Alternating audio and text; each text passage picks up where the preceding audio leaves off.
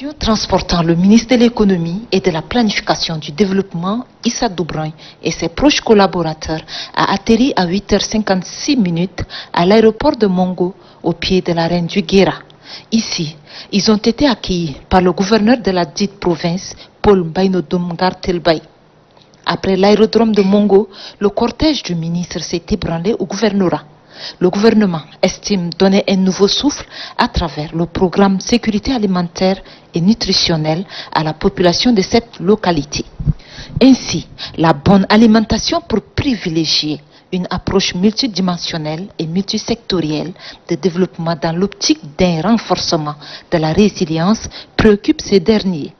C'est dans ce cadre que le ministre est allé lancer les activités du programme sécurité alimentaire et nutritionnelle. Pour faire face aux mesures barrières de Covid-19, le ministre de l'économie et sa suite ont donné un exemple de lavage de mains à la population du Guéra. Ensemble avec le SAN, constituant un rempart contre la malnutrition au Tchad, c'est à travers ces slogans que le ministre de l'économie Issa Doubragne s'engage à lancer ce programme afin de permettre à la population du Guéra de s'imprégner du bienfait de ce programme dans leur localité.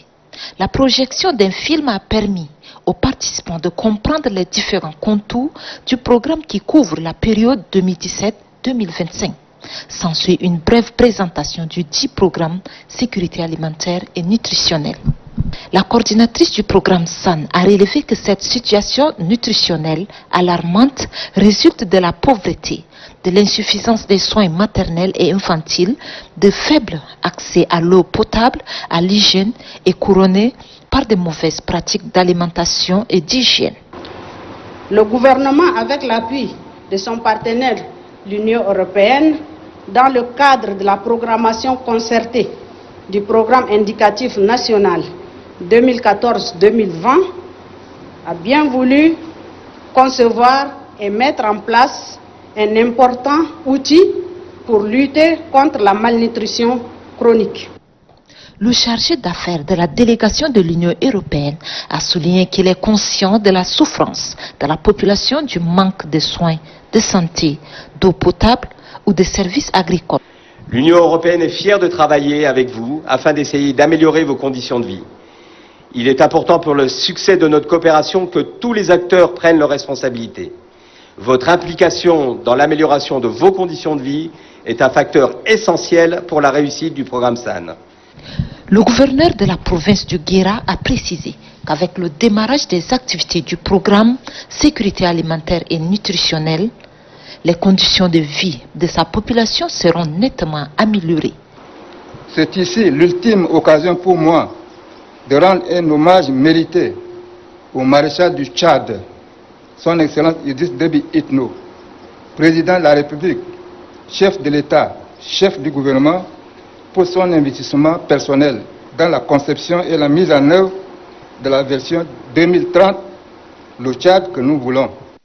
Le programme sécurité alimentaire et nutritionnelle reflète les orientations stratégiques de la vision 2030, le Tchad que nous voulons.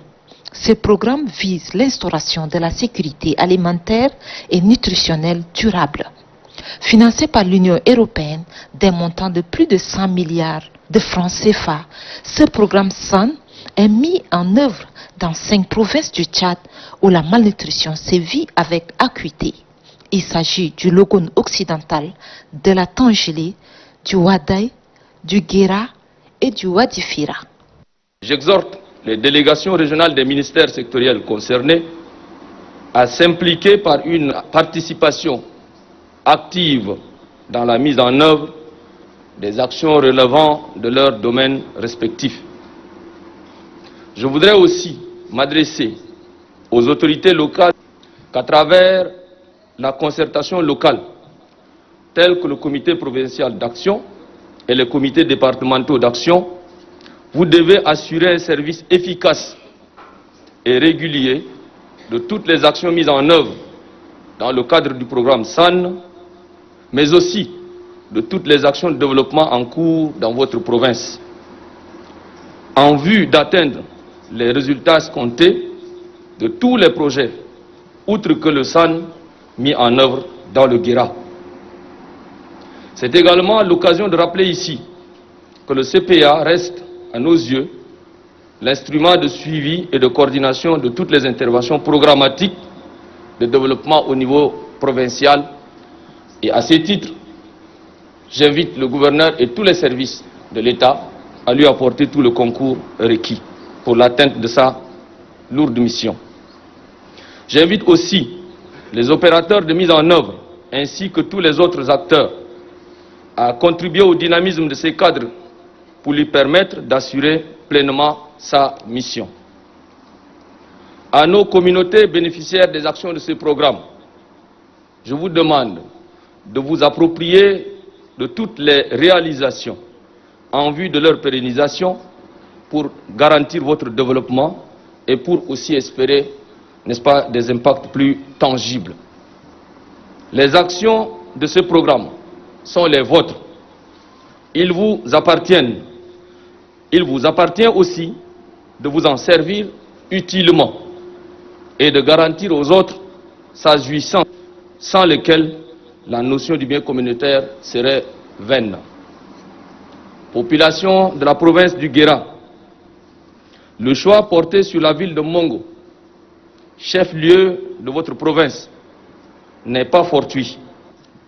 C'est dire que Mongo et la province du Guéra sont au centre des priorités des plus hautes autorités de notre pays. Au cours de cette rencontre qui a vu la présence de services déconcentrés de l'État, le recteur de l'Académie Nord-Ouest, le professeur Ahmad Mohamed Mouadjir, a présenté le contenu du décret numéro 1762 du 30 octobre 2019 portant réorganisation des académies de l'éducation nationale, avant de dire que chaque académie de l'éducation nationale est un établissement public national à caractère administratif doté de la personnalité morale et de l'autonomie administrative et financière. Pour lui, chaque académie est chargée de mettre en œuvre et d'effectuer le suivi de la politique éducative du gouvernement dans sa circonscription. Complétant le recteur, le secrétaire général de l'Académie Nord-Ouest, Bedomoura Beringar, a relevé que la création des académies de l'éducation nationale est l'une des recommandations de l'enquête parlementaire visant à redonner le blason du système éducatif. Pour atteindre cet objectif, poursuit le secrétaire général de l'Académie, il est prévu la création de directions de l'Académie, des directions provinciales, départementales et de divisions en charge des services techniques. Le gouverneur provincial du Lac, le général de corps d'armée Abadi Sarfadoul, a mentionné que dans les académies de l'éducation nationale traduit enfin la volonté manifeste du maréchal du Tchad Idriss Déby Itno, président de la République, qui dans sa politique éclairée vise la culture de l'excellence. Le prix magistrat de la province du Lac, le général de corps d'armée Abadi Sarfadoul, a demandé aux responsables de l'académie de se mettre résolument au travail afin de relever le défi de l'ère qui s'impose dans le système éducatif. Nous signalons que l'Académie du Nord-Ouest de l'éducation nationale, qui a pour siège Mao, englobe 3 provinces, à savoir la province du Kanem, du Lac et du Baral-Ghazal. Cette rencontre d'échange et d'information initiée par le recteur d'Académie du Sud à l'intention des responsables scolaires de tous les ordres de l'enseignement du système éducatif tchadien a pour but de leur faire connaître l'Académie dans sa structure, sa fonctionnalité et son plan d'action. Durant plus d'une demi-heure, le professeur Mahmoud Yaya, recteur de l'Académie du Sud, a expliqué aux participants les tenants et les aboutissants de la nouvelle donne pour sa meilleure appréhension. Au cours des échanges, les participants ont posé plusieurs questions d'éclaircissement sur le devenir des différentes délégations ministérielles dans les provinces à l'ère de l'Académie. Le recteur d'Académie du Sud, Mahmoud Yaya, leur a fait savoir que certains services vont simplement se refondre dans les académies départementales ou provinciales. Ils rendront compte au secrétariat général de l'Académie qui, à son tour, transmettra au ministère de l'Enseignement supérieur. À l'université de Doba, ce sont les doyens des facultés des sciences et techniques, Dr Adam Isaac, les facultés de droit et sciences économiques, Dr Jimna Jingar Ratangar, et des facultés des lettres, arts et sciences humaines, Dr Nankara Clison, qui sont installés par le président de la dite université, Mbaye Jérôme. Le président de l'université de Doba exhorte les tout premiers doyens de cette université, depuis sa création, à privilégier le dialogue, la concertation, la transmission de l'information verticale et horizontale dans l'accomplissement de leurs fonctions. Fonctions que les nouveaux doyens disent s'y connaître et promettent à la hiérarchie de pouvoir l'accomplir avec dévouement et loyauté avant de remercier les hautes autorités pour avoir placé leur confiance en eux. La cellule provinciale d'assistance aux démunis du Mayukibi-Ouest, coordonnée par le gouverneur Adoum Forti Amadou, a distribué 517 sacs de riz et de maïs aux personnes nécessiteuses de la commune de Pala. Les bénéficiaires sont des veuves, des retraités et autres catégories de personnes démunies, recensées dans les 20 quartiers de la ville. Les démunis sollicitant une assistance alimentaire sont nombreux à Pala. La crise sanitaire de la pandémie de coronavirus est venue accentuer leur situation de précarité sociale. Mais avec le don de vivres octroyé par le gouvernement à la province de Maïki-Ouest, la cellule provinciale d'assistance aux démunis se bat pour atténuer cette crise sociale de l'heure qui nécessite plus de moyens pour être jugulée. Système sanitaire face à la pandémie coronavirus. Voilà le thème principal de l'atelier du comité directeur de la délégation sanitaire provinciale du Bata qui regroupe les membres de l'équipe cadre de la délégation, celle des 7 districts sanitaires et les partenaires techniques et financiers. C'est l'occasion pour les participants de jeter un regard rétrospectif sur les activités réalisées au cours du premier semestre 2020 et tracer les grandes lignes pour les actions à venir.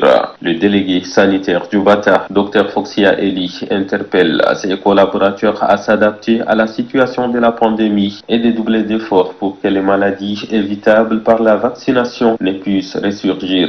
La santé étant une priorité absolue des plus hautes autorités. Le gouverneur du Bata, Benaïdo Tatola, a rassuré d'ores et déjà les participants que toutes leurs recommandations seront minutieusement analysées et des solutions seront trouvées pour des problèmes qui seront évoqués. J'ose croire qu'à la sortie de ce cadre, nous aurons un comité plus fort encore, déterminé avec des hommes et des femmes dynamiques, désintéressés qui relèveront les défis que nous affrontons tous les jours. À noter que la difficile accessibilité géographique de certaines zones, les contraintes socio-culturelles et la faiblesse de la participation communautaire qui impactent sur les indicateurs sont des problèmes qui seront également étudiés au cours de cet atelier du comité directeur. Ce don de vivres est composé de 150 cartons de dates à répartir dans les 5 départements que compte la province de la Tondjili. En remettant ce don aux bénéficiaires, le point focal de la Fondation Grand Cœur de la Tondjili, Mme Hawa Adoum Tambourou, a souligné que la première dame Inda Debitno, qui accorde une attention particulière aux couches vulnérables. Réceptionnant officiellement ce don, le secrétaire général de la province de la Tondjili, Bachar Brahima Bakar, a remercié la première dame Inda Debitno pour sa marque de sympathie avant de réaffirmer que le président de la République, le maréchal Idriss Déby Itno, est l'homme de paix. Ce don est arrivé à point nommé.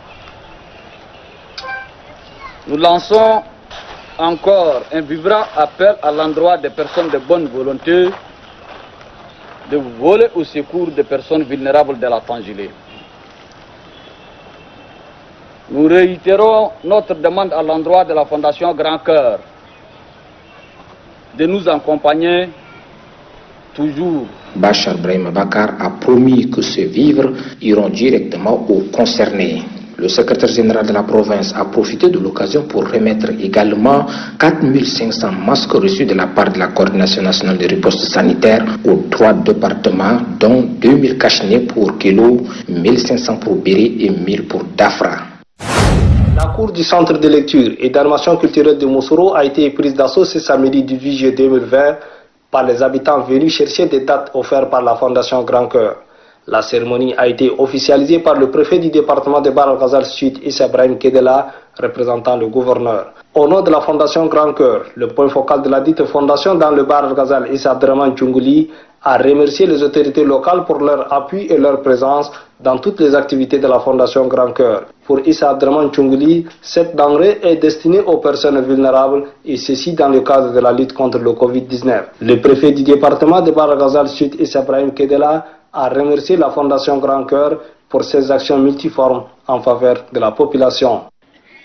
La fondatrice, son Excellence Inda Déby Itno, qui a toujours donné de lui-même pour la population tchadienne et particulièrement la population vulnérable. Les bénéficiaires ont tenu à remercier la présidente de la Fondation Grand Cœur, Inda Déby Itno, pour ses dons et aussi des autres actions de bienfaisance entreprises par la Fondation Grand Cœur. Au total, 150 cartons de dates ont été distribués aux vulnérables. C'est pour répondre à l'appel des plus hautes autorités du pays instaurant la semaine de la citoyenneté lancée le 13 août 2018 par le maréchal du Tchad Idriss Déby Itno Pour le président de l'UNABA, professeur Mohamed Seyd Ali, cette initiative vient accompagner la politique du maréchal Idriss Déby Itno à rendre l'environnement sain dans les lieux publics. En notre qualité d'éducateur, parce que la salubrité, ou bien comme dit la propriété, est l'essentiel de la santé. Donc sans la propriété, on est tenu, n'est-ce pas, d'attirer tout ce qui est mauvais sur nous. C'est la raison pour laquelle nous avons dit qu'il fallait nécessairement faire la journée, n'est-ce pas, de salubrité au sein, n'est-ce pas, de l'université. Ça sera continuel. La propriété étant l'essentiel de la santé, faisons de la salubrité notre quotidien pour éviter les maladies liées à l'hygiène. L'objectif de cette mission est de faire le suivi des infrastructures pastorales et participer à la campagne de sensibilisation dénommée « Prévoir les conflits éleveurs-agriculteurs » pendant la campagne agricole dans la Grande Sido. Le secrétaire général départemental de la Grande Sido, Bienvenue Sima Dingar, souligne que ce projet va renforcer la capacité des membres du comité de dialogue social de son département. Pour Ndoma Sal Nemi, chargé de suivi, évaluation et communication, la paix est un élément fondamental pour un développement durable. Le chef de mission, Steven Dingamnoji Makenyo, martèle que ce projet va aider un tant soit peu la coordination départementale à atténuer le conflit. Le projet prévoit faire le balisage de 100 km de couloirs de transhumance, construire un poste vétérinaire à la frontière Tchad-RCA. Chaque fois qu'il y a des conflits, les comités essaient d'abord de faire la médiation entre les parties prenantes et quand les comités n'arrivent pas à régler le conflit, ils transmettent, ils essaient d'appeler, d'associer les chefs de village. Les autorités administratives peuvent intervenir pour juguler les conflits. La mission a organisé une campagne de sensibilisation pour le vivre ensemble entre éleveurs et agriculteurs